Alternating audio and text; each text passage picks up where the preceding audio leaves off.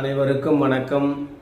தமிழ்நாடு பாரதிய ஜனதா கட்சியினுடைய மாநில தலைவர் பொதிகை தென்றல் அண்ணன் நயினார் நாகேந்திரன் அவர்களுடைய அறிவுறுத்தல்படி திருவள்ளூர் கிழக்கு மாவட்ட தலைவர் அண்ணன் சுந்தரம் அவர்களுடைய ஆலோசனையின்படி மனதின் குரல் மாவட்ட பொறுப்பாளர் அண்ணன் நடராஜன் அவர்களுடைய வழிநடத்தல்படி பொன்னேரி சட்டமன்றத்தினுடைய பொறுப்பாளர்கள் அரசு தொடர்பு பிரிவு மாநில தலைவர் ஐயா பாஸ்கர்ஜி அவர்களுடைய வழிகாட்டுதலோடு மற்றும் இன்னொரு பொறுப்பாளரான அக்கா பிரேமகுமாரி அவர்களுடைய ஆலோசனையின்படியும் மீஞ்சூர் வடக்கு ஒன்றியத்தினுடைய பொறுப்பாளர் தம்பி அஜித்குமார் அவர்களுடைய தலைமையில் இந்த மாத மனதின் குரல் நிகழ்ச்சியானது மிகவும் வெற்றிகரமாக அதிக பூத்துகளிலே நடத்தி அதை சரள் ஆப்பிலே பதிவேற்றம் செய்து பொன்னேரி தொகுதியில் ஏறக்குறைய அதிகப்படியான பூத்துகளில் நிகழ்ச்சியை நடத்தி பதிவேற்றம் செய்த ஒன்றியம் என்ற அளவில் நாம் முன்னேறி இருக்கிறோம். சென்ற மாதத்திற்கு முன்பாக நாம் பெரிய அளவில் எதுவும் செய்யலை. போன மாதம் மிக குறைவான அளவிலே தான் செய்தோம். இந்த மாதம் ஒரு பெரிய அளவில் முன்னேற்றம் அடைந்து நாம் ஒரு நல்ல முயற்சியின் அடிப்படையில் ஒரு நல்ல எண்ணிக்கையில் இந்த மாதம் செய்திருக்கிறோம். அதனாலே நம்முடைய மீஞ்சூர் வடக்கு ஒன்றியத்தை உட்பட்ட அனைத்து நிர்வாகிகள், சக்தி கேந்திர பொறுப்பாளர்கள், கிளை தலைவர்கள், அந்த கிளையிலே நமக்கு ஒத்துழைப்பு கொடுத்த நிர்வாகிகள் என அனைவருக்கும் நம்முடைய மீஞ்சூர் வடக்கு ஒன்றியம் சார்பாக மனமார்ந்த பாராட்டுகளையும் வாழ்த்துக்களையும் நன்றிகளையும் தெரிவித்துக் கொள்கிறேன்.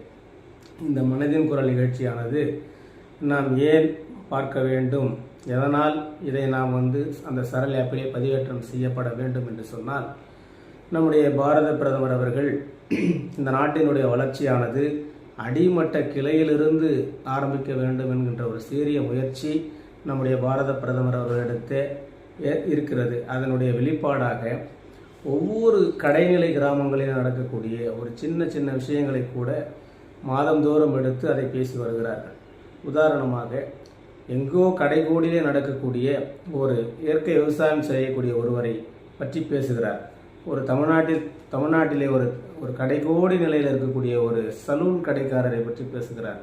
அவர் சலூன் கடையிலே ஒருவர் மாரிமுத்து என்பவர் தன்னுடைய சலூன் கடையிலே ஒரு நூலகம் நடத்தி வருவதை எங்கோ இருக்கக்கூடிய பாரத பிரதமர் அதை எடுத்து பேசுகிறார். எத்தனை நுட்பமான விஷயங்களை, எவ்வளவு பெரிய தத்துவங்களை இந்த எவ்வளவு பிஸியாக இருக்கக்கூடிய ஒரு பிரதமர் பேச முடியும் என்று சொன்னால் அவருடைய எண்ண ஓட்டம் என்னவாக இருக்கிறது. நம்முடைய நாட்டினுடைய வளர்ச்சி கடைகோடியில் இருக்கக்கூடிய கிராம மக்களை இருந்து ஆரம்பிக்கப்பட வேண்டும் என்று அவர் கருதுகிறார். அதனாலே பெரிய பெரிய விஷயங்களை எல்லாம் அவர் பேசுகிறார். இந்த நாட்டினுடைய ஜிடிபி எப்படி உயர வேண்டும், எந்தெந்த ஆலைகள் எப்படி இருக்க வேண்டும், தொழிற்சாலைகள் எப்படி நடைபெற வேண்டும், ஒரு சாமானிய மனிதன் அவனுடைய முயற்சிகள் எப்படி இருக்க வேண்டும் என்பதையெல்லாம் அவர் பேசுவது என்பது மிகப்பெரிய வியப்பு. ஏனென்று சொன்னால், பிரதமராக இருக்கக்கூடியவர்கள் பெரும் வேலை பளு என்பது இருக்கும். அவ்வளவு வேலை பளுகளிலும் கூட நம்முடைய பிரதமர் அவர்கள் சிறு சிறு முயற்சிகளை செய்யக்கூடியவர்களை தோள் கொடுத்து தூக்கி அவர்களை பற்றி பேசி உலகறிய செய்வது என்பது மிக நுட்பமான ஒரு செயல். அது தன்னுடைய அடி மனதிலிருந்து அவர் பேசுகிறார். அதனால தான் இந்த நிகழ்ச்சிக்கு மன் கி பாத், அதாவது தன்னுடைய மனதில் பட்ட விஷயங்களை பேசுகிறார். நாட்டு மக்களிடையே 124வது மாதமாக தொடர்ச்சியாக 2014 அவர் ஆட்சி பொறுப்பை ஏற்றதிலிருந்து இன்று வரை தொடர்ச்சியாக ஒவ்வொரு மாதமும் கடைசி ஞாயிற்றுக்கிழமைகளில் அவர் தன்னுடைய நாட்டு மக்களிடையே உரையாற்றுவது என்பது நமக்கும் மக்களுக்கும் அரசுக்குமான ஒரு பெரிய தொடர்பு இணைப்பை அவர் ஏற்படுத்த முயற்சிக்கிறார் என்பது இதை நாம் அறிந்து கொள்ள வேண்டும். இதை நாம் பார்க்கின்ற போது இப்பேற்பட்ட ஒரு பிரதமர் என்பது நமக்கு கிடைப்பாரா என்கின்ற அளவிலே ஒரு பெரிய ஆர்வமானது தோன்றும். காரணம், இதை நாம் பார்த்து ஃபோட்டோ எடுத்து அப்லோட் செய்ய சொல்கிறார்களே, இதனால் என்ன லாபம் என்று பலர் நினைக்கலாம். அப்படி இல்லை. இன்று அது ஃபோட்டோவாக எடுத்து அப்லோட் செய்யக்கூடிய அளவிலே ஒரு நிமிஷத்திலே கூட நாம் எடுத்து அப்லோட் பண்ணுறோம் அப்படின்னு சொன்னால் 2 மாதங்களுக்கு பிறகு நம்மளுடைய எண்ணம் மாறுகிறது. சரி, பிரதமர் ஏதோ பேசுகிறாரே, என்ன பேசுகிறாருன்னு கவனிக்க தோணுகிறது. அடுத்து அவர் இவ்வளவு வியப்புக்குரிய விஷயங்களை பேசுகிறாரா, அப்போ கொஞ்ச நேரம் உட்கார்ந்து கேட்கலாம் அப்படிங்கிற எண்ணம் தோன்றும். அடுத்தது அந்த நிகழ்ச்சியை முழுவதுமாக கேட்கின்ற வகையில் நமக்கு ஆர்வத்தை அது நிச்சயமாக தூண்டும். அப்படி நாம் கேட்கிற போது அடுத்த மாதம் நம்மோடு 10 பேரை சேர்த்து உட்கார வச்சு பார்க்கக்கூடிய ஒரு பெரிய சூழ்நிலைகள் எல்லாம் நமக்கு உருவாக்கக்கூடிய எண்ணம் நமக்கு வரும்.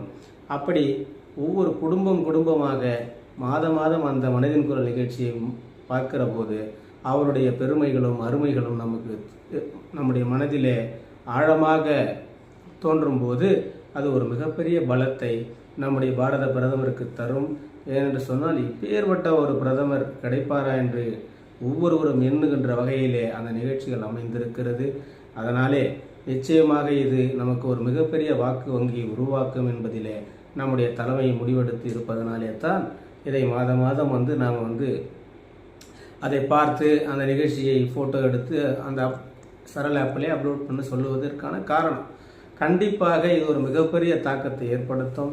நம்முடைய மக்களிடத்தில் இது ஒரு மிகப்பெரிய விழிப்புணர்வு ஏற்படுத்தும்.